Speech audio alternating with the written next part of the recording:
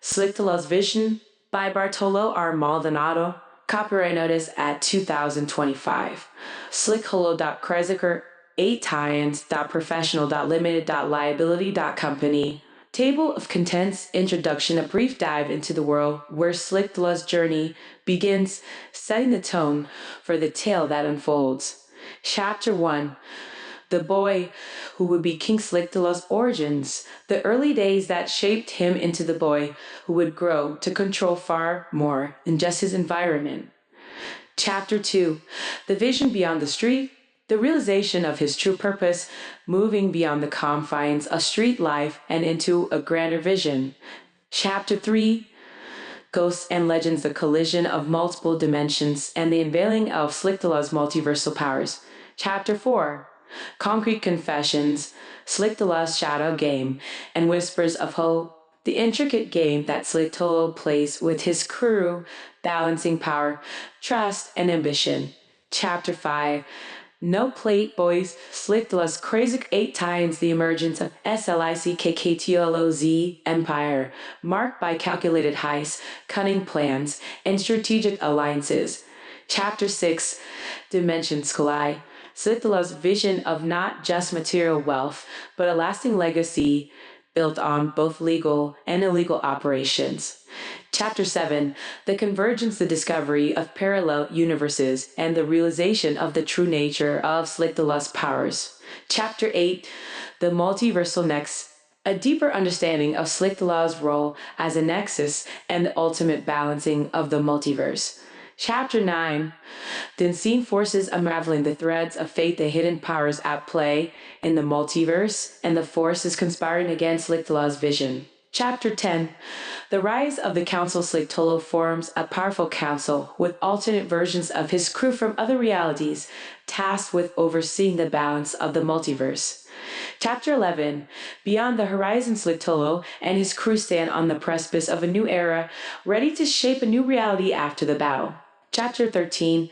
Epilogue. The Eternal Watch. SlickkTolo reflects on his journey and the ongoing responsibility of maintaining balance, hinting at future adventures. Chapter 14. A new adventure awaits. The final chapter leaves room for new conflicts and future stories as SlickkTolo prepares for the challenges that lie ahead. Chapter 15. Echoes of SlickkTolo. Acknowledgements.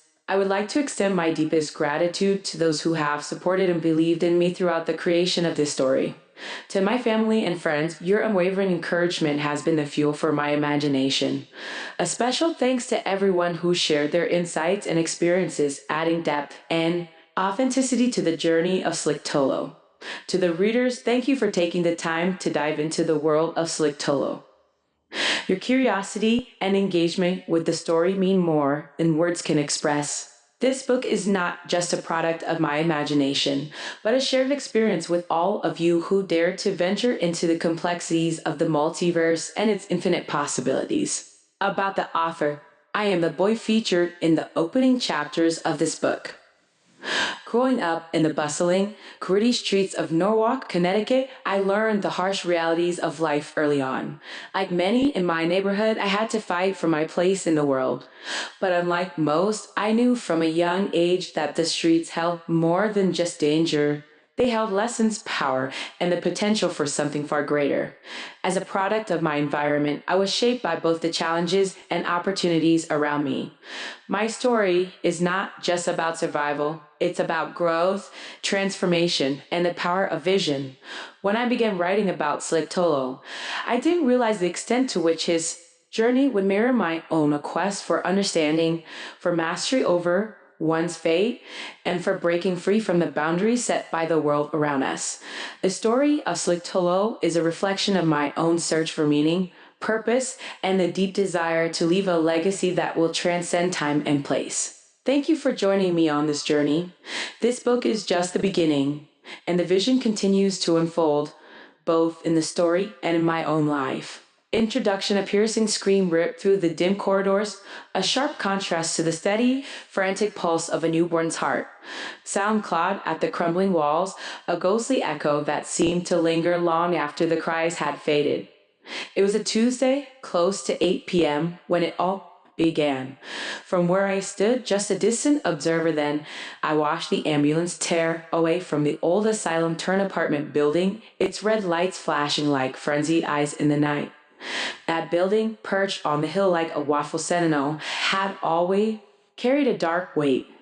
Once a place of healing, it had transformed into something else, a mausoleum of whispered stories and forgotten screams. And I, SlickkTolo, was about to be pulled into a mystery far older and more sinister than I could ever imagine. The woman, her face contorted in agony, had been rushed inside only for the baby's head to emerge before the full delivery. The chaotic shouts, the wailing sirens, the flickering red and white of emergency lights, these were the moments that birthed not just a child, but a secret that would soon take root in ways no one expected. The umbilical cord, an eerie tether to an uncertain fate, remained uncut until A reached the hospital, a detail that only deepened the unease surrounding the birth. Despite the eerie circumstances, the city around it continued indifferent. The towering structure, once a psychiatric hospital, had long since been repurposed into apartments. It was never abandoned, never left to rot. Instead, its past and present coexisted in a strange, unsettling balance, echoes of suffering lingering beneath the surface of everyday life. The boy's mother lived in one of the nearby project buildings, part of a sprawling housing complex that loomed over the city like a concrete mountain. His grandfather, a stoic figure with knowing eyes, resided just across from the asylum turn apartment building. They were separated only by cracked pavement and an unspoken understanding that some places never truly shed their ghosts. By the time the boy was old enough to notice, the building had fully transitioned into residential spaces. Yet whispers of its past never fully faded. The grand lobby, once filled with the hurried footsteps of doctors and the murmurs of patients, now echoed with the daily chatter of tenants. The scent of old disinfectant still clung faintly to the air, mixing with the aroma of cheap coffee and fast food. A wall of mailboxes, gleaming despite their age, lined the entrance, each bearing a name new lives occupying an old, haunted space. At night, some claimed to hear voices, soft, unintelligible whispers that drifted through the walls, mingling with the rhythmic cooing of pigeons that had long since taken over the attic. Thousands of them nested where patients had once slept, their rustling wings and distant cries forming a chorus that never truly stopped.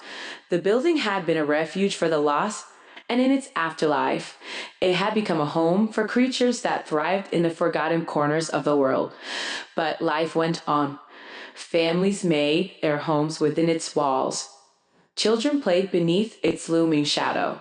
The city pulsed with its own relentless rhythm. And yet, for those who paid attention, the past never really left. Some stories refused to be forgotten.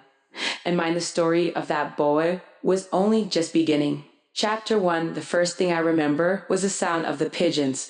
Their wings fluttered against the rusted vents, a never-ending rustle that filled the air like an unspoken warning. I was too young to understand then, but even as a child, I knew the building carried something unseen.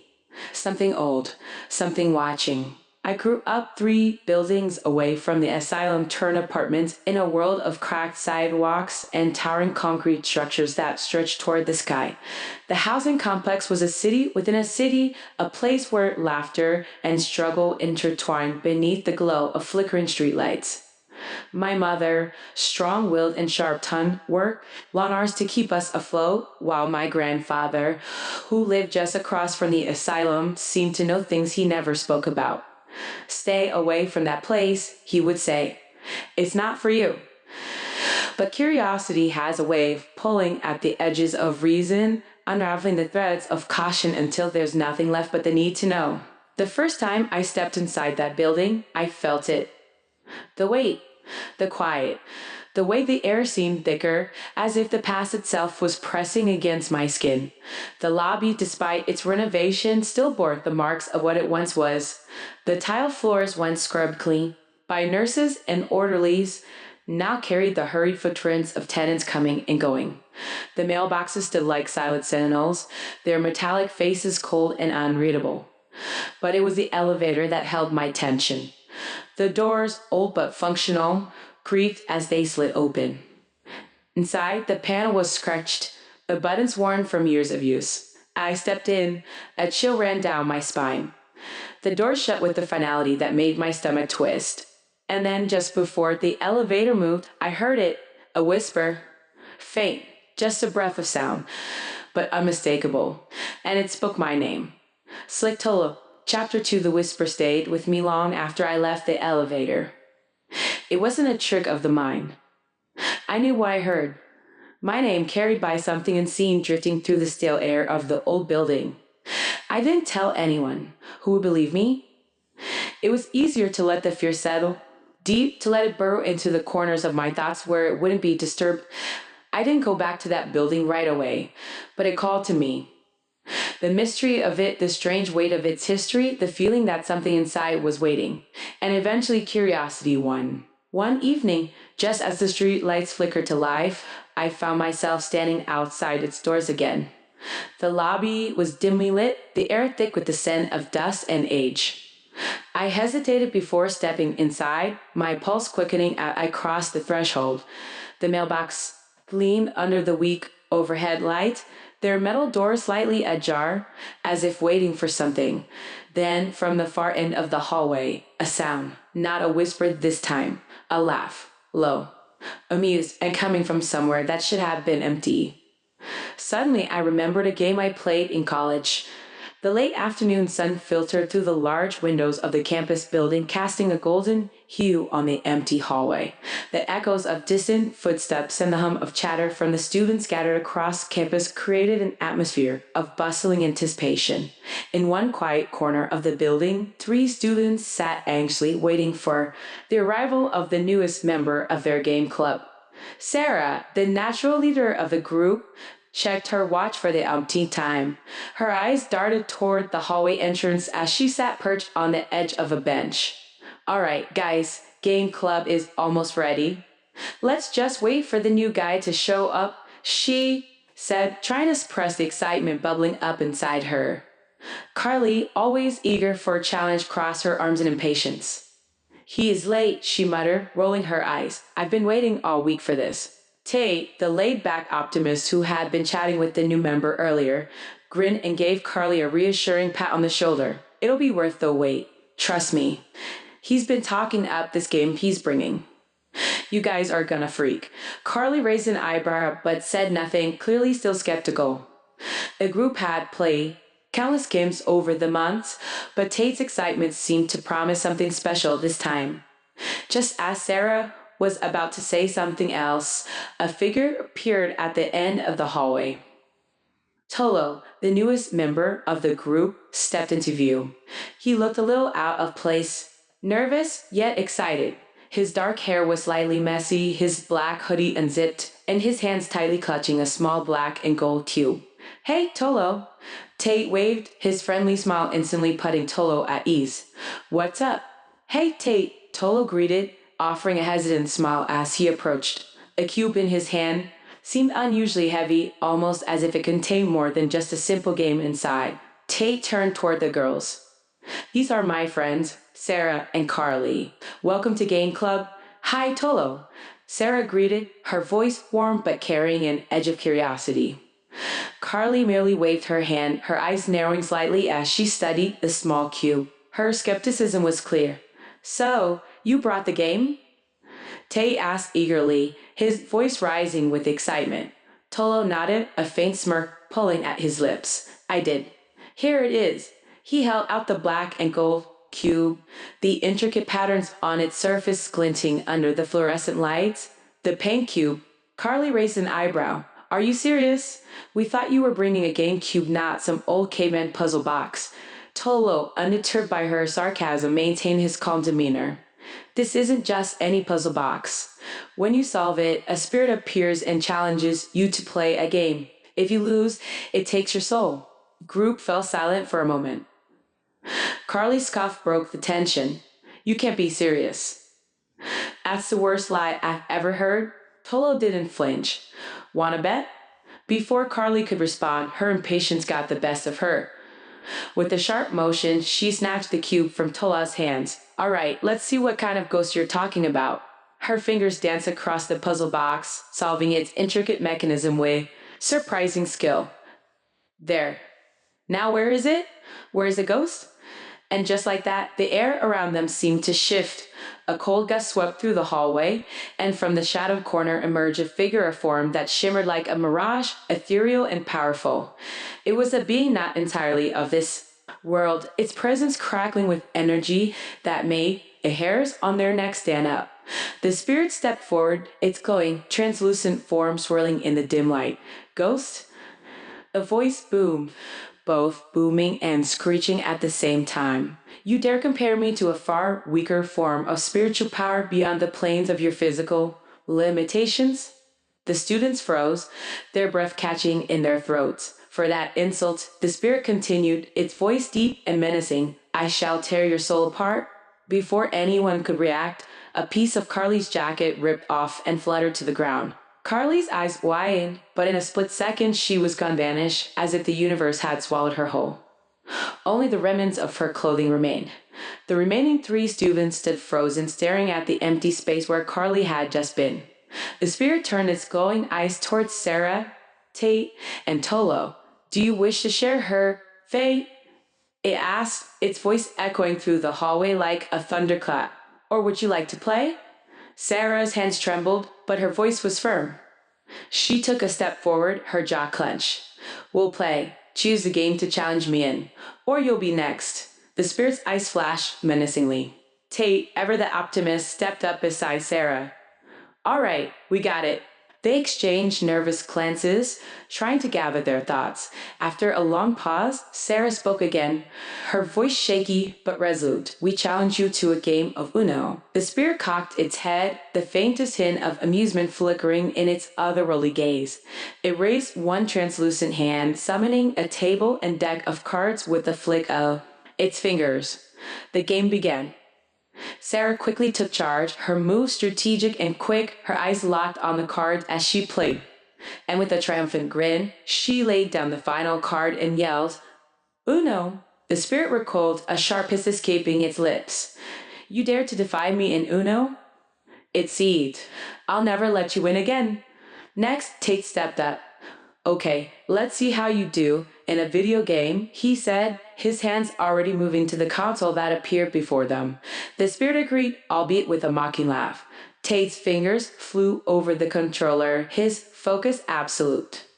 The game was fast and intense, but in the end, Tate's superior gaming skills triumphed. The spirit growled in frustration. Dang it. Finally, it was Tola's turn.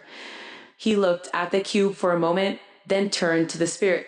I challenge you to a game of tic-tac-toe. A flash of disbelief crossed the spirit's form, but it quickly recovered. Fine, it spat. Tic-tac-toe it is. Game was simple, yet Tolo played with a level of precision that left the spirit no room to maneuver. With a quick move, Tolo won, and the spirit let out a low, frustrated growl. Son of A, but before it could finish, the scene flickered. The room's reality seemed to warp and glitch, a technical difficulty screen appearing before them. You three have bested me, the spirit muttered, its voice dripping with disdain. I shall spare you. For now, Sarah let out a shaky breath of relief. Oh, thank God. But the spirit wasn't finished. I'm still keeping your friend, though, it said darkly, its gaze shifting to the empty space where Carly had once stood. Tolo nodded, his face somber. Okay. You can keep her. Rules are rules. With that, the spirit SlickkTolo retreated into the shadows, its form dissolving into nothingness as quickly as it had appeared. The cube returned to its unsolved state, the weight of the game settling heavily on the trio. Tate and Sarah stared at Tolo in disbelief. The hallway had once been filled with tension, but now it was eerily quiet. The only sound was the distant hum of the campus outside. Tolo cleared his throat, trying to lighten the mood. So, same time next week? Sarah and Tate stared at him, still processing what had just happened. Are you serious? Sarah asked, her voice trembling slightly. The hallway remained still, the reminder of their victory and the price they had paid hanging heavy in the air. Midnight secrets the night was thick with silence, broken only by the distant hum of the city. A low fog rolled through the narrow alley, cloaking everything in a soft, eerie haze. Detective officer leaned against a cold, graffiti-scarred brick wall, a cigarette dangling lazily from his fingers. The glow of the embers lit up the darkened street, casting brief flashes of light onto his tired face. His senses were alert, his every nerve humming with the quiet tension that always accompanied a stakeout. Suddenly, the stillness was interrupted. The soft click of heels against the damp pavement broke through the shadows. From the depths of the alley, a figure emerged, a woman. Her silhouette was barely visible at first, her form blending with the dark backdrop of the night. Then, as she stepped into the faint glow of a nearby street lamp, Detective Officer recognized her immediately. Miss Maldonado. She moved with the fluid grace of someone who belonged in the shadows, her presence both unsettling and magnetic. She didn't make a sound save for the soft swish of her coat as it trailed behind her. Detective Officer took a deep drag from his cigarette and flicked it to the ground, grinding it out with his heel as he straightened up. Miss Maldonado, what are you doing here in the dead of night? His voice was low, a mix of surprise and suspicion. She smirked, the corners of her lips curling just enough to reveal a hint of a secret only she knew. I could ask you the same question, Detective, but I suppose we both have our reasons for being out at this hour. Her voice, smooth and deliberate, sent a chill through him. Officer squinted, eyeing her carefully, his instincts kicking in. Just state your reasoning already. I'm not in the mood for games. Leaning in slightly, her breath barely audible, Miss Maldonado's voice dropped to a soft whisper, like a secret meant only for him. Let's just say I need some very interesting secrets dwell in these quiet alleyways. A flicker of curiosity sparked in Officer's gaze. He narrowed his eyes, studying her.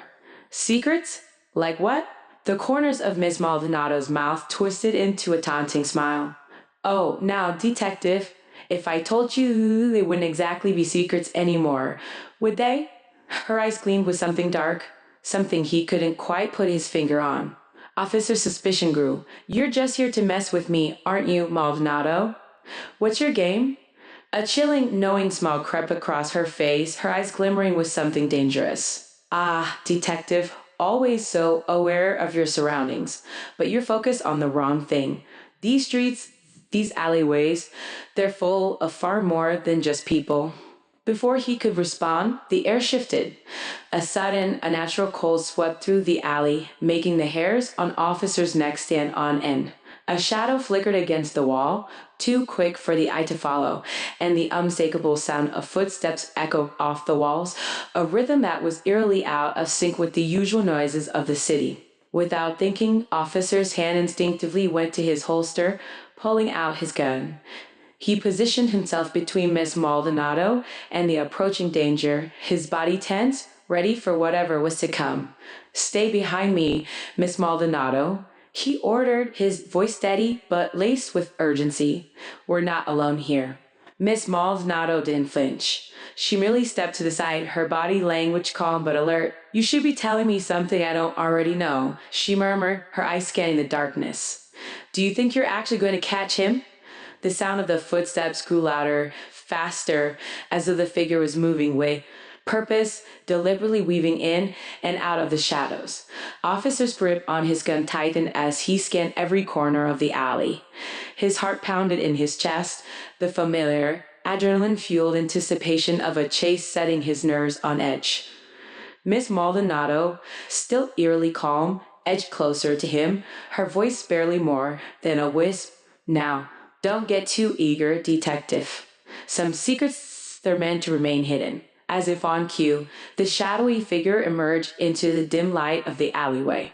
The air seemed to bend around it as it stepped forward, its form too fluid, too unnatural. Officer's eyes widened in recognition. This wasn't just any criminal.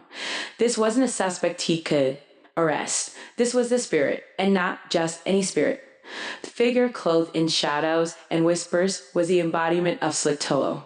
It was a spectral being, powerful and malevolent, its presence pulling the very essence of the alley into a cold, suffocating stillness. The ghost-like figure shifted between the realms, existing somewhere between the seen and the unseen, Detective, the spirit and tone, its voice like gravel grinding together, its words a mockery of the living. You dare stand in my way once more? Officer's heart raced, but he remained focused. He didn't have the luxury of fear right now. The danger was real, and it was right in front of him. Stay behind me, he repeated, his voice unwavering. Miss Maldonado didn't move. Instead, she stood there, eyes locked on the spirit with a knowing gaze. She wasn't afraid. In fact, there was something almost familiar in the way she regarded the specter, something unsettling. SlickkTolo's voice rippled through the alley, growing louder with each word. Do you think you can stop me, detective? This game of shadows and whispers is far beyond your comprehension. Detective Officer's mind raced. This wasn't just an ordinary haunting. SlickkTolo was no ghost to be easily banished. The spirit's influence had already begun to seep into the world of the living, affecting people, bending their will. And now it had its sights on him. Stay focused, Officer muttered to himself, steeling his nerves. I've been through worse. But as a shadowy figure moved closer, he realized with a growing dread that it wasn't just the spirit he had to worry about. Miss Maldonado's eyes had changed. They shimmered with an unearthly light, the pupils dilating, and her expression was no longer the same. The calm, mysterious woman standing next to him had faded, replaced by something different, something far darker. It hit him then. The truth, Miss Maldonado wasn't just a bystander. She was a vessel, a conduit for SlickkTolo. Her lips parted in a slow smile, the corners curling upwards in a way that felt wrong. Careful, detective. You're too deep now. Far deeper than you realize. The realization crashed into him like a freight train. Miss Maldonado had been taken over by the spirit. She had been working with it all along. With a sudden, sharp motion, SlickkTolo's presence intensified, enveloping the alley in a dense fog of supernatural force. Officer's pulse quickened. He was surrounded not just by the spirit, but by Miss Maldonado's twisted form. The footsteps around them began to echo again, this time more erratic, chaotic, like the ghostly spirit was preparing for something far worse. The alley seemed to close in on them. Do you still think you can win this game? SlickkTolo hissed. Officer's hand tightened around his gun as he prepared for the inevitable confrontation. The streets were full of secrets, but this secret was the deadliest yet. And it was coming for them all. Chapter 3. Ghosts and Legends. The air in TT's house always felt thick, heavy with a presence I couldn't quite grasp. It wasn't just the old furniture or the faded photographs that hung on the walls. It was something else, a low hum of energy that thrummed beneath the surface, a whisper of the unseen. My mother called it the ghost of the past, but I knew it was more than that. It was a legacy woven into the very fabric of our family, a legacy that began long before I was born. My mother knew a ghost named George. She was a woman of mixed heritage, half African, her ancestry tracing back to the motherland, yet her light skin told a different story. Her father, a towering man at 6'6", was known as Papa. He had a voice that demanded to be heard, whether through the radio waves of his self-run station or the stories he told.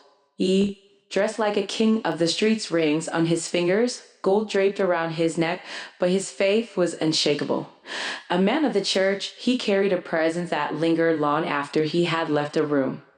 He had paid his dues in life and in return married an Italian woman, blending cultures in a way that would define their legacy. The supernatural, however, seemed to follow our family. My grandmother, Rosa, was haunted by something far more menacing, a creature whispered about in hushed tones, feared in the dark corners of Puerto Rico, the Chupacabra. Rosa, born of Tano Indian descent, carried the weight of her ancestors' stories, yet none haunted her more than the creature that visited her in the dead of night. It was no legend to her, it was real. Her husband, a man who lived to be a century old, had his own mysteries. While Rosa's family had deep roots in Puerto Rico, his father had come from Cuba, a young man escaping the political turmoil of the Caribbean. He sought refuge on the island and found love, marrying a Puerto Rican woman and starting a new chapter. Together, they bore a son, my grandfather, a man whose life will become intertwined with legends and the unseen. This is a story not just of people, but of dimensions beyond the one we know. It is a tale of alternative realities, of manifesting one's future, of speaking the impossible into existence. That is how I want you to think as you enter the world of SlickkTolo. The Chupacabra's shadow loomed over Rosa's life, a presence that tormented her until she made the choice to leave. Seeking escape, she and her husband, Willow, embarked on a journey that led them to the United States. They first settled in Philadelphia, then moved to New Jersey, and finally found their way to Connecticut. Willow, ever the provider, traveled back and forth between Puerto Rico and the mainland, sending money to bring Rosa, whom we called Wella, to the States permanently. They built a life here, but something refused to be left behind. Even as a child, I felt the presence of something beyond the veil. I remember visiting TT's house, feeling the weight of unseen eyes on me, sensing the restless spirits that lurked in the shadows. Evil had a way of creeping in, lingering in spaces where it was least expected. It was more than just superstition, it was something tangible, something real. I wasn't the only one who noticed. My cousins and I saw the chupacabra with our own eyes, a fleeting shadow in the night, its presence undeniable. But we also felt something else, a force of good, a protective energy that acted as a barrier against the darkness. Whether it was the prayers of our ancestors, the faith that ran deep in our bloodline, or something far greater than we could comprehend, we knew you weren't alone in our fight against the unseen. And in those moments, I understood the ghosts of the past never truly fade. They live in the stories we tell, in the whispers carried by the wind, in the blood that runs through our veins. This was more than a family history. This was a legacy of the unknown, and I was just beginning to understand my place in it.